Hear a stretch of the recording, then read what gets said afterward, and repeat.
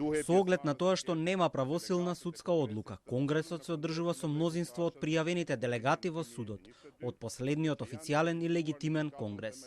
Само ние го имавме ова мнозинство на 4-тиот Конгрес, каде за председател беше избран Зијадин Села.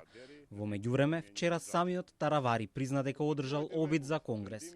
Затоа апелираме до вас да не го злоупотребувате името на Алијансата за албанците, бидејќи Алијансата за албанците има легитимен председател, господинот Села, има легитимни органи, председателство и легитимно централно собрание.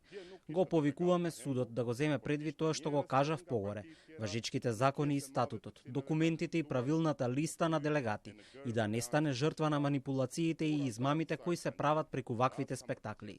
Тие што се собраа вчера од Таравари до останатите членови кои импровизираа дека нешто се избрани, не се легитимни и се разрешени од претходниот Конгрес.